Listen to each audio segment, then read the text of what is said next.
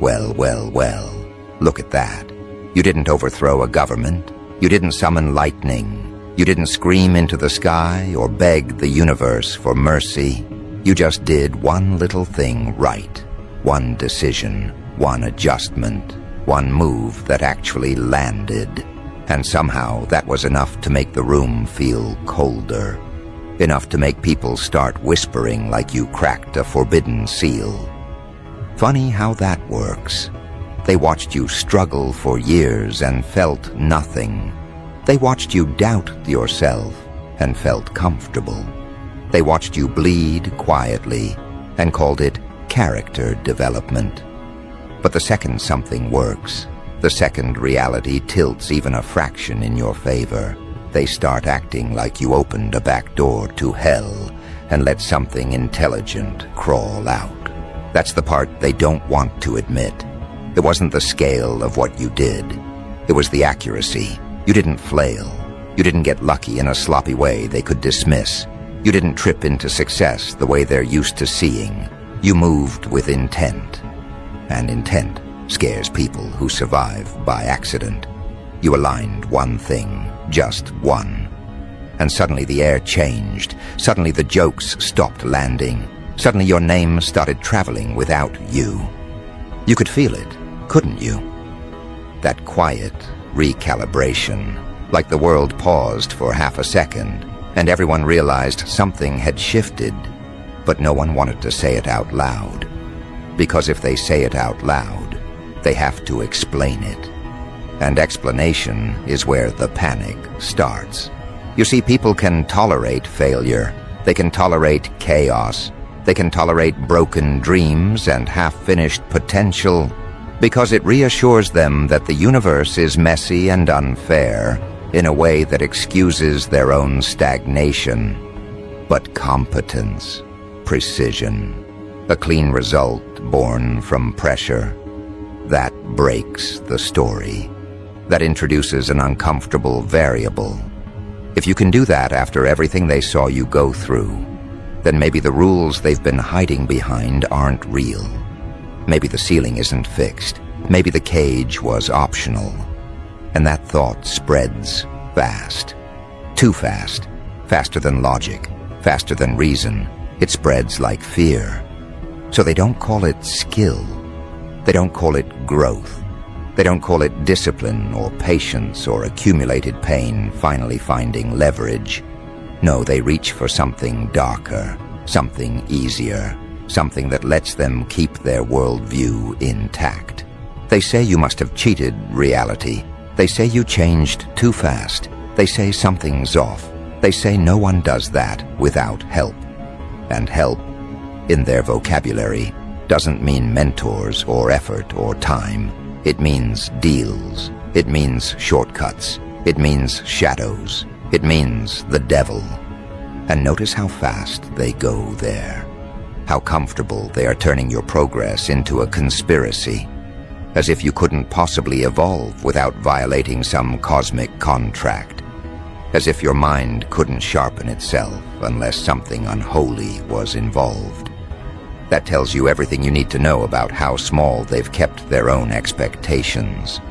Because when someone has never gone all in on themselves, anyone who does looks possessed.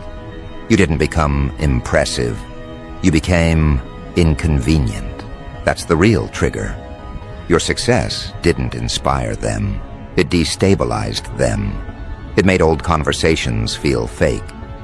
Old hierarchies feel fragile. Old jokes feel dangerous.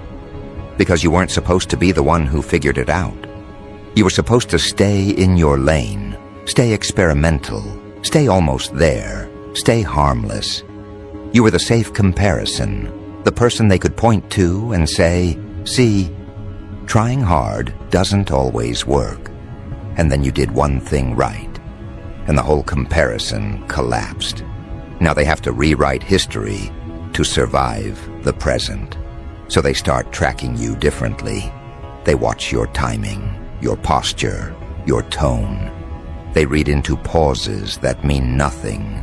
They screenshot progress like it's evidence. They look for signs, patterns, symbols, anything that suggests your rise isn't legitimate.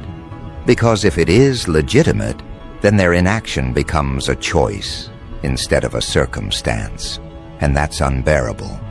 So they don't say you worked, they say you changed, and they don't mean it as growth, they mean it as corruption, like something touched you, like you crossed a line you weren't supposed to cross. Here's the truth they won't face. You didn't cross a line. You stopped respecting one that never applied to you. You learned something they never did. That pain isn't just something to survive. It's something to study. While they were numbing, you were observing. While they were performing resilience, you were reverse engineering your own collapse. You paid attention to what broke you. You mapped it. You figured out where you leaked energy, where you hesitated, where you waited for permission that never came. And when you finally acted, it wasn't chaotic. It was surgical. That's why it looked unreal. That's why it didn't match their expectations. Because they mistake noise for effort and confuse struggle with virtue. You didn't get louder, you got clearer. And clarity terrifies people who rely on confusion to stay comfortable. So now the rumors start. Quiet at first. Half jokes, side comments. That look they give each other when your name comes up. You feel it. The sudden shift from amusement to assessment. They're no longer asking if you'll fail. They're asking how far this goes. And worse, whether it affects them.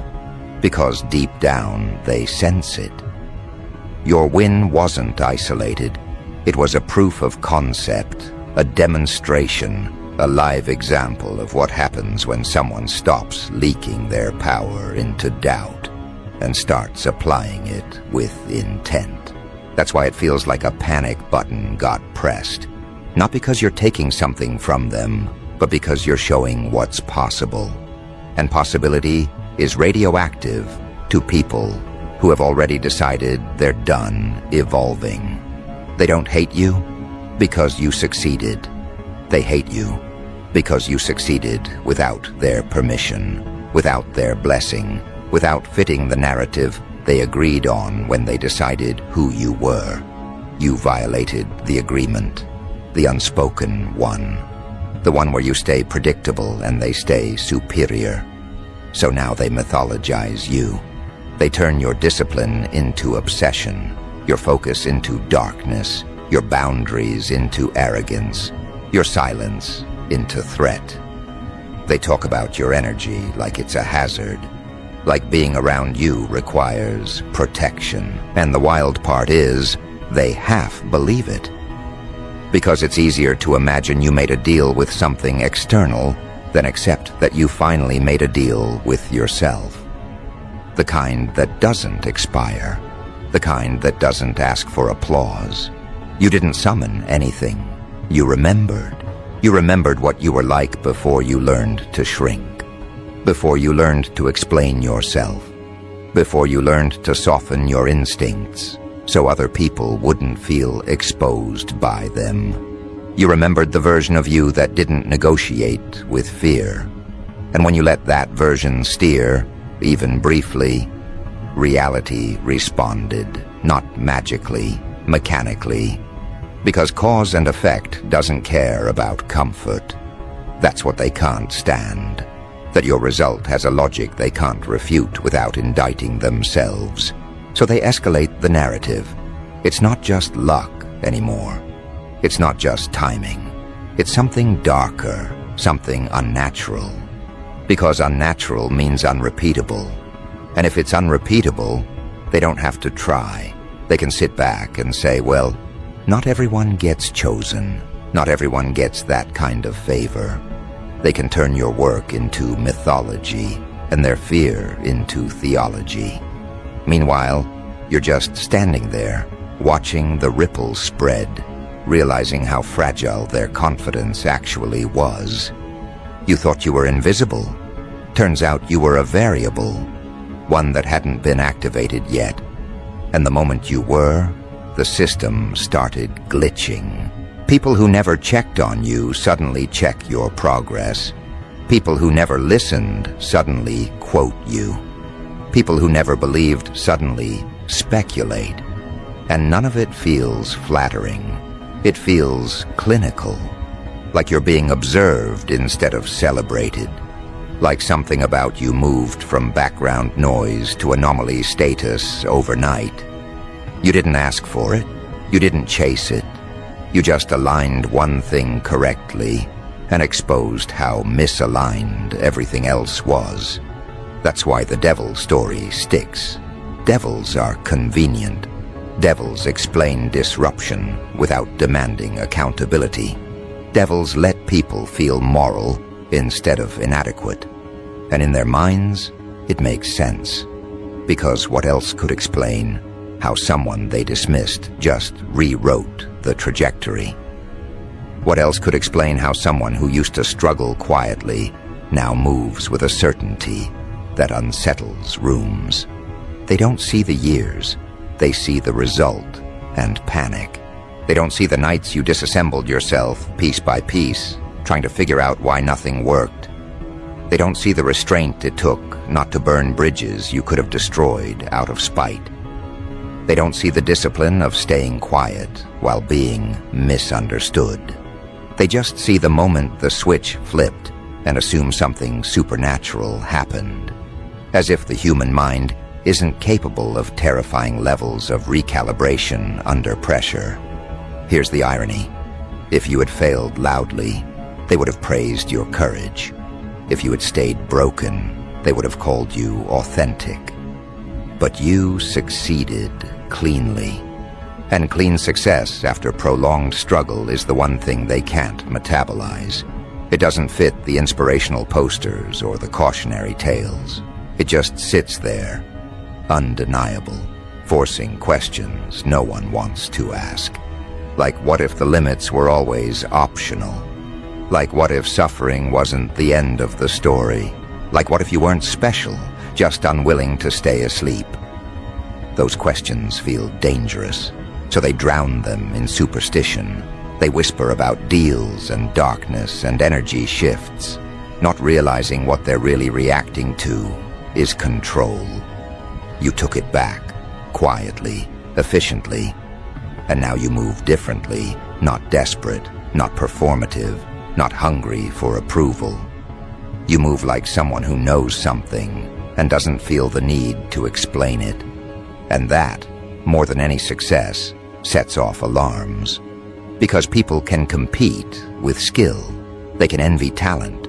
They can even tolerate wealth. What they can't tolerate is autonomy they don't understand. Someone who isn't reacting to the same incentives. Someone who doesn't flinch when the usual levers get pulled. Someone who no longer responds to shame, doubt, or ridicule the way they're supposed to. That's when the devil narrative turns from joke to coping mechanism. They need to believe you paid a price they wouldn't pay, that you sacrificed something essential, your soul, your humanity, your morality. Because if the alternative is that you simply stopped betraying yourself, then the question becomes unavoidable. Why didn't they? And that question is loud, louder than any rumor, louder than any accusation. It follows them home. It sits with them in silence. It shows up when they scroll and see you still moving forward, still compounding, still unfazed. They start wondering if the panic they feel isn't about you at all, but about the part of themselves they abandoned years ago. That's when the narrative mutates. It stops being curiosity and turns into containment. Because curiosity can be survived. Containment is about safety, their safety. Your existence has become a destabilizing variable, and destabilizing variables must be explained, framed, neutralized. So the story tightens, it sharpens, it evolves from whispers into certainty. They stop saying maybe and start saying definitely. Definitely a deal. Definitely something dark. Definitely a not normal. Because normal people don't recalibrate reality like that. Normal people don't flip trajectories with one clean move. Normal people don't break patterns that were supposed to be permanent. But here's the part that really unsettles them. You didn't just win. You didn't just succeed. You didn't just move ahead. You invalidated assumptions. And assumptions are the foundation they've been standing on. Assumptions about talent, about timing, about who gets to rise and who stays in place, about who deserves momentum and who exists to serve as a cautionary tale. You weren't supposed to be the proof that effort plus clarity beats hierarchy. You weren't supposed to be the one who made the formula obvious, so they do what people always do when faced with evidence that threatens their identity. They mythologize it. They turn your progress into folklore. They inflate it until it no longer feels reachable. They exaggerate the speed, the scale, the impact. They act like what you did was impossible instead of improbable. And in doing so, they give themselves permission to stop trying. Because no one expects themselves to compete with the impossible. But they do expect themselves to compete with someone who simply stopped sabotaging themselves. And that's the truth they're running from. You can feel the shift in how they talk to you now. It's subtle, but unmistakable. Less casual, more careful. The jokes have an edge. The compliments feel defensive. The questions aren't really questions. They're probes, fishing for inconsistencies, looking for cracks, trying to find evidence that this version of you is unsustainable, that something is going to snap. Because if it doesn't, then this isn't a phase. It's a new baseline. And baselines are terrifying. Baselines mean permanence. That's why the devil imagery keeps surfacing. Devils don't just tempt. They demand repayment. Devils always collect. Devils imply a clock is ticking, and they need that clock. They need to believe this version of you has an expiration date, that there will be a cost, a collapse, a reckoning, something that restores the balance they were comfortable with. Because if there isn't, then the imbalance was never natural. It was just enforced by fear. And fear, once exposed, doesn't hold power the same way. What they don't understand is that the price was already paid. Long before anyone noticed. You paid it in isolation, in restraint, in swallowing reactions that would have felt justified but led nowhere. You paid it in nights where nothing moved except your thoughts, in days where effort felt invisible, in moments where quitting would have made sense and no one would have blamed you. You paid the price in advance. That's why the result looks unfair to people who only count costs at the finish line. From the outside, it looks like acceleration. From the inside, it feels like delayed ignition. That's what flips the switch from suspicion to panic. They realize, slowly, that this isn't fragile, that you're not holding your breath, that you're not waiting for approval or validation or the other shoe to drop. You're not asking if it's okay to take up space now. You're not explaining yourself. You're not negotiating. And that tells them something far worse than success ever could. It tells them you're no longer operating on their emotional economy. You're not trading in reassurance. You're not spending energy to be understood. You're not paying attention to the signals they use to control you. And that's when the panic goes global. Not literal global, of course. Not sirens and headlines, but internal, social, psychological. It spreads through conversations, through group chats, through sideways comments and shared glances, through people comparing notes without admitting they're comparing notes. They start noticing patterns, noticing that wherever you go, the atmosphere tightens, that rooms feel different after you leave, that people bring you up unprompted, that your name carries weight now, even when spoken casually. Weight is dangerous. Weight bends structures, so they start asking each other the same question in different ways. How did this happen? When did this happen? And more importantly, could it happen again? Could someone else do what you did? Because if the answer is yes, then the whole hierarchy is unstable. And hierarchies exist to protect people from having to test themselves. They exist to tell people where they belong without effort. You didn't just climb, you shook the ladder. That's why they don't talk about your work. They talk about your change. Change implies loss. Change implies corruption. Change implies that something was taken from you in exchange for power. Because power earned through discipline is threatening. Power earned through sacrifice is unsettling. But power earned through deals, that can be dismissed, that can be moralized, that can be condemned without reflection. So they condemn it. They say you're too intense now, too focused, too cold, too confident. They say you're not like you used to be, as if that's an accusation instead of a diagnosis, as if the old version of you wasn't bleeding internally to make them comfortable, as if staying the same would have been a virtue. They mourn the version of you that made them feel safe, the version that asked permission, the version that explained themselves, the version that stayed small enough to be predictable. They call this version unnatural, because nature terrifies people who've been living inside routines. And here's where it gets interesting, because the more they talk, the more they reveal. Every accusation is a confession. When they say you're possessed, what they mean is you're no longer pliable. When they say you're dark, what they mean is you're no longer transparent. When they say you made a deal, what they mean is you stopped accepting bad ones. You didn't summon anything external. You cut internal ties. That's what they can't articulate. That's what makes their language sloppy and dramatic. They're trying to describe the absence of something they relied on. Your doubt, your hesitation, your need to be liked. Those were levers.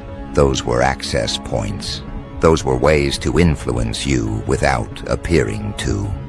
And now those access points are gone, closed, sealed, and any closed system looks suspicious to people who were used to walking in and out freely. So they imagine locks, they imagine gates, they imagine guards, they imagine devils. Because devils guard power in stories. Devils explain why not everyone gets access. Devils make power feel exclusive instead of earned.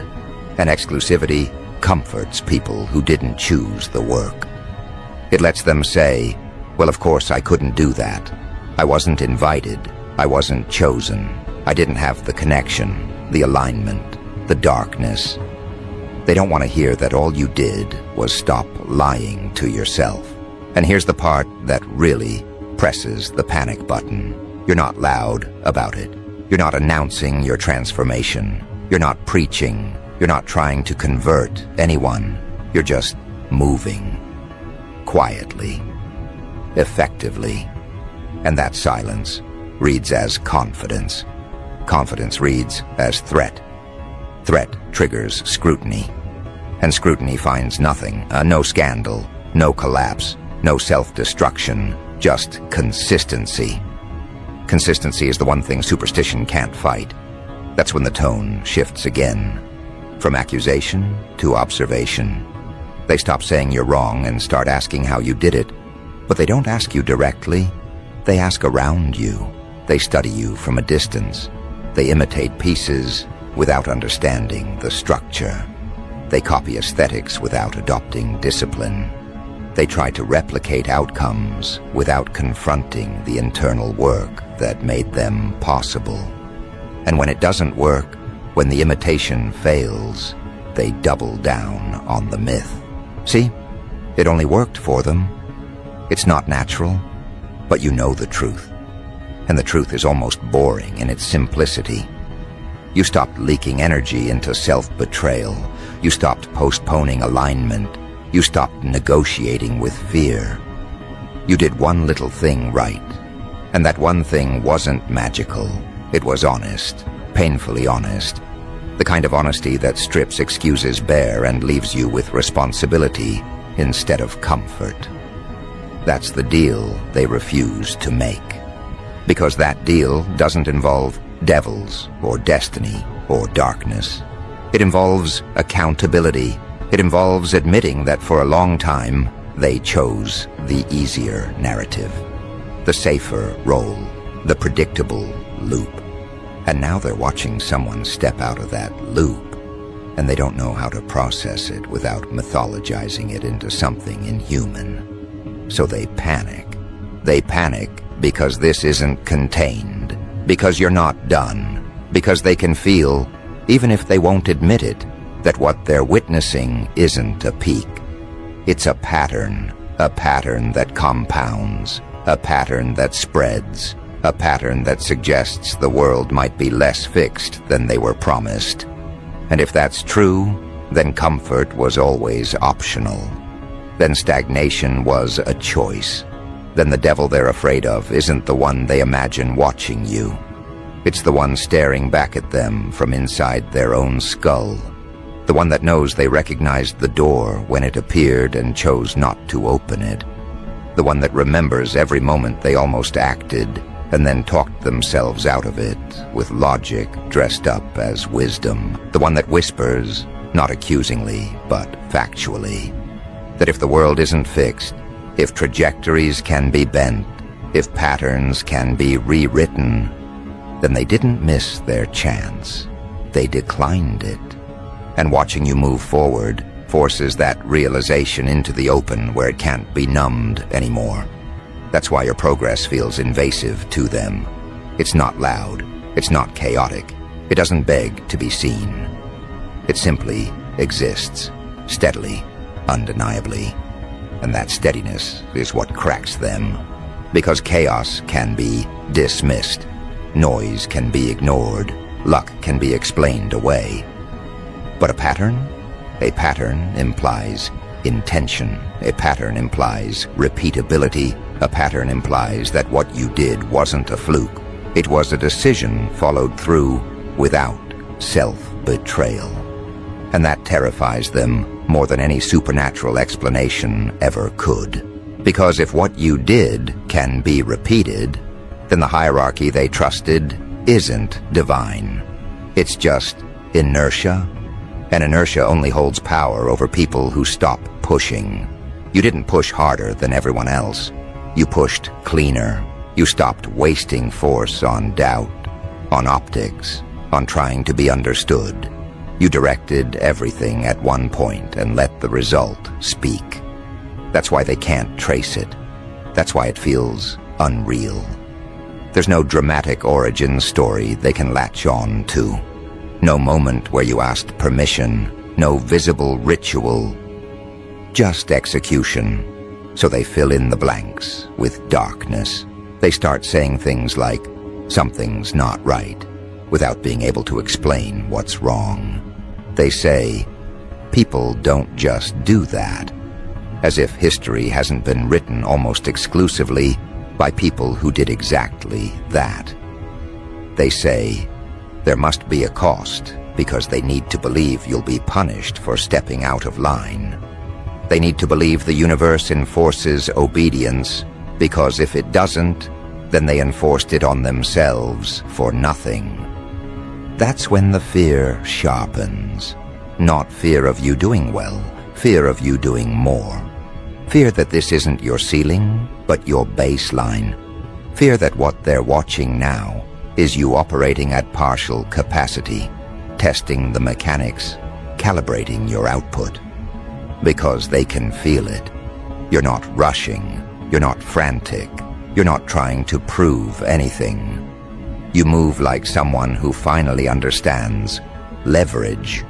And leverage in the hands of someone who no longer seeks validation is destabilizing. They start wondering what happens when you apply this same precision again, and again, and again. That's when the panic becomes contagious. It spreads through conversations the way unease always does, indirectly. Someone mentions you casually. Someone else goes quiet. Someone changes the subject too fast. Someone laughs a little too hard. Because now your name doesn't just represent a person. It represents a possibility they didn't prepare for. The possibility that effort wasn't the issue. The possibility that clarity beats chaos. The possibility that most people don't fail because they lack ability, but because they never stop negotiating with fear. And you stopped. That's the unforgivable part. You didn't rebel loudly. You didn't burn bridges for spectacle. You didn't declare war. You simply withdrew your consent from the version of reality that kept you small. And the moment you did, the structure started shaking. Not collapsing yet, shaking. Enough for everyone inside it to feel unsafe. So they talk about devils and deals because it's easier than saying they chose themselves. Because saying that opens a door they're terrified to walk through. Because once that door is open, there's no excuse left. No narrative to hide behind. No moral high ground. Just the quiet, brutal realization that the cage was never locked. And now they're watching someone walk free, not running, not preaching, not dragging anyone with them, just walking like they know where they're going. And that's what pushes the panic button hardest of all. Not the move you made, not the outcome, not even the speed at which everything around you rearranged itself to accommodate this new version of you. No, what really sets them spiraling is the quiet certainty you carry now. The kind that can't be imitated or borrowed or faked. It's the energy of someone who is no longer negotiating with fear, no longer rehearsing ways to stay small, no longer trying to maintain the comfort of people who were never invested in seeing you become anything more than predictable. You aren't sprinting, you aren't stumbling, you're simply walking, straight, steady, unapologetic. And in that simplicity, there is something unnerving, something they can't measure, something they can't dilute with explanations. You walk like you know exactly what you unlocked. Because you do. And that alone is enough to make them rewrite the entire mythology around you. Suddenly, everything you touch feels charged. Every decision looks intentional. Every silence feels calculated. They look at you the way people look at someone who knows a secret no one else has been granted access to.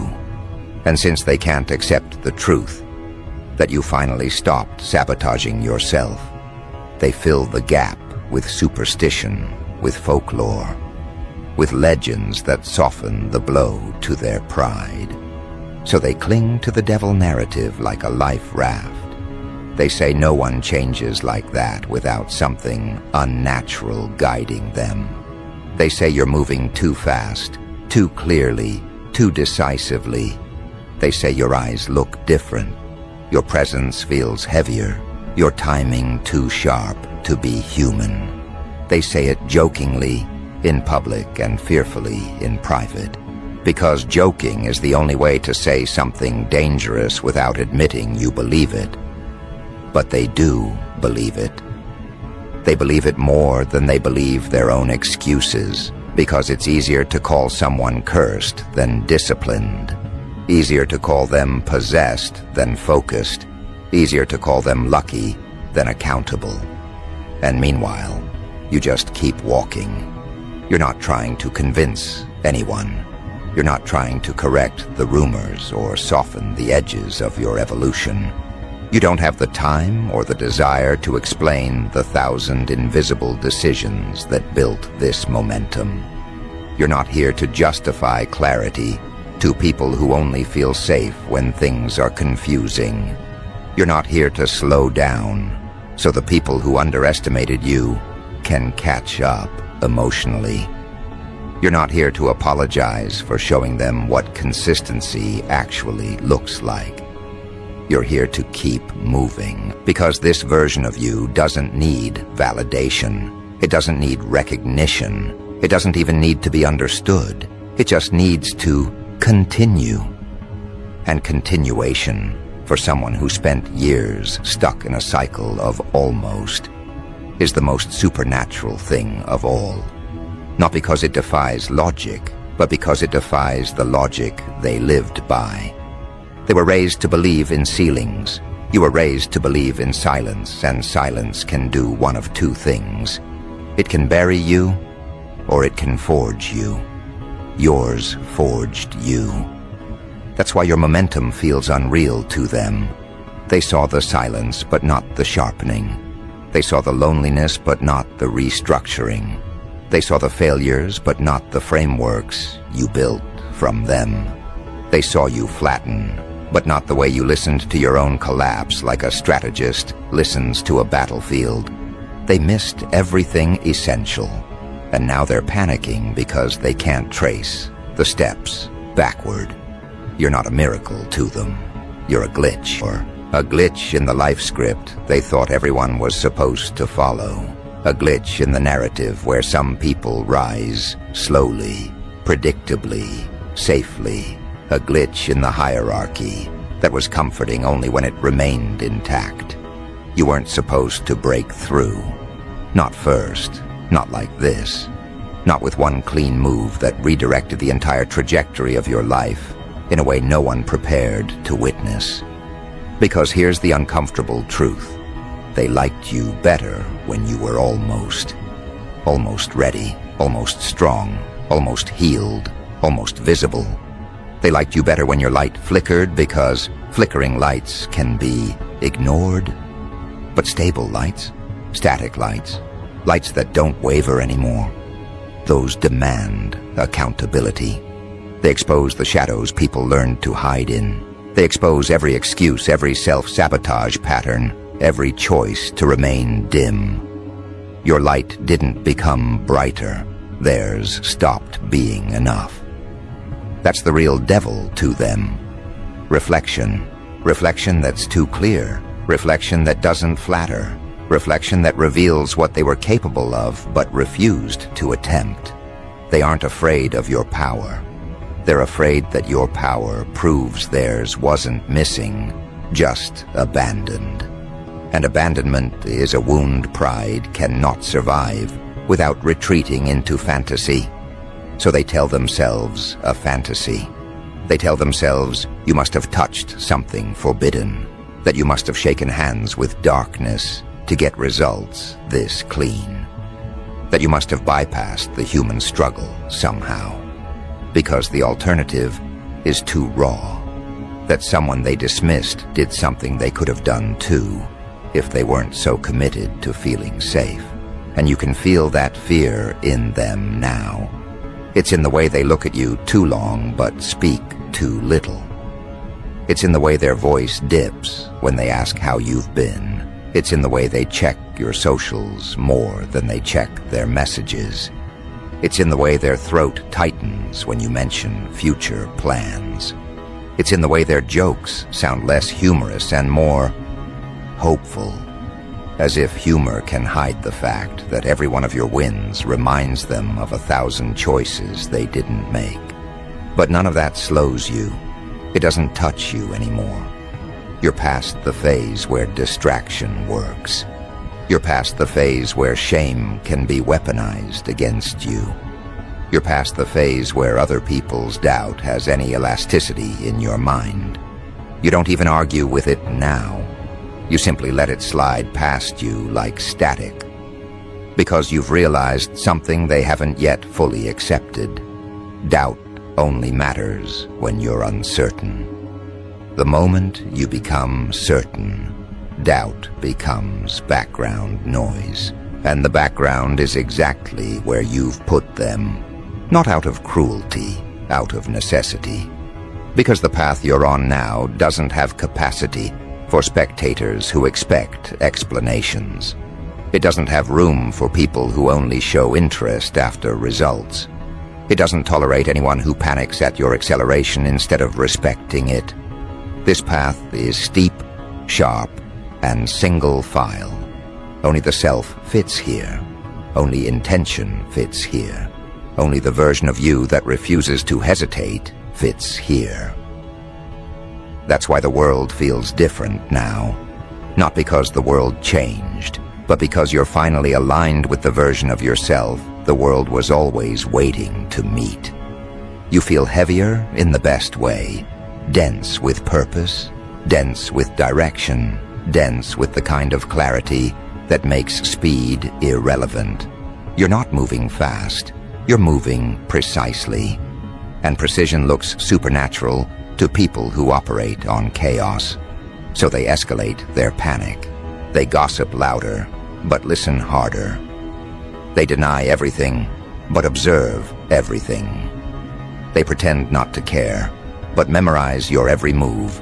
You've become their cautionary tale and their aspiration at the same time. They don't know whether to fear you or follow you, so they do both. They watch you like a threat, but imitate you like a blueprint.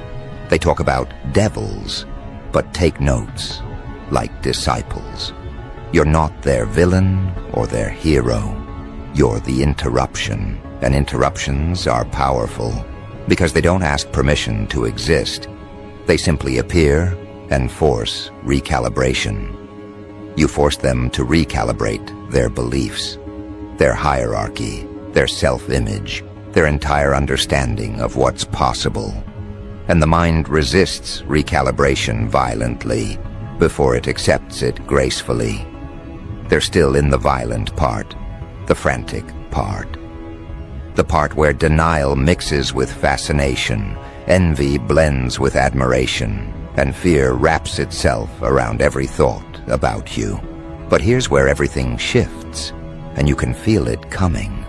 They haven't even seen what happens when someone like you stabilizes. Up until now, all they've seen is ignition, spark, the early momentum. They think this is the whole show, the final form, the peak moment. They think your rise is the story, but it isn't. Your rise was the announcement. The real story begins when the dust settles and you're still standing, still moving, still calm, still certain. Because rising once can be dismissed as chance. Rising twice can be dismissed as timing. But rising repeatedly, smoothly, quietly, that's when narratives collapse. That's when excuses evaporate. That's when people start whispering not about devils, but destiny. Not about curses, but calculations. Not about magic, but mastery. And mastery, in its purest form, is indistinguishable from divinity to people who never mastered themselves. You didn't make a deal with the devil. You made a deal with the truth. You traded comfort for clarity, approval for autonomy, fear for forward motion. And every time they see you now, they're reminded that the truth always wins eventually. Even when ignored, even when mocked, even when buried, the truth waits. And when it rises with vengeance. That vengeance isn't against them, it's against who you used to be. And they feel that. They feel the intensity of someone who is no longer competing with the world, but with their own former limitations. They feel the weight of someone who is done explaining themselves. They feel the shift of someone who is no longer trying to catch up. Someone who is simply stepping into alignment with what was always there. That's why the worldwide panic button metaphor feels so accurate. Because even though the world didn't literally erupt, your world did. The ecosystem surrounding you destabilized. The assumptions orbiting your identity collapsed. The people who once stood above you suddenly found themselves on shaky ground, not because you pushed them down, but because you rose in a way that made their foundation irrelevant. And now they're waiting, watching, bracing, because they can feel the next move forming before you've even made it. They don't know what it is. They don't know when it comes. They don't know how it affects them. But they know something. The person who did the one little thing right wasn't a fluke. They were a warning of what happens when a quiet mind becomes a focused one, a warning of what happens when someone stops fearing the dark and starts using it, a warning of what happens when the version of you they dismissed as harmless is replaced by the version of you that understands their own potential with terrifying clarity. You didn't make a deal with the devil. You became the consequence of their doubts. And consequences don't ask permission. They arrive.